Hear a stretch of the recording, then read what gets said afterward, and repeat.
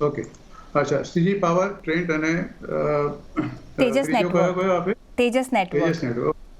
Okay. CG પાવરથી આપણે શરૂઆત કરીએ. ભાવ અત્યારે છે 590-91ની આસપાસ.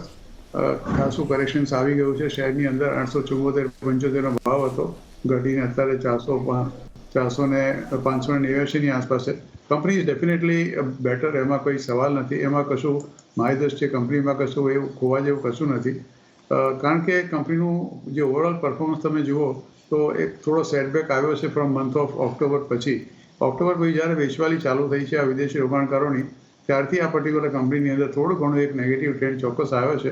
અને લગભગ એકાદ વર્ષમાં તમે જુઓ તો છેલ્લા 3 કે 6 મહિનામાં લગભગ 19-20% જેવો શેર ઘટી ગયો છે.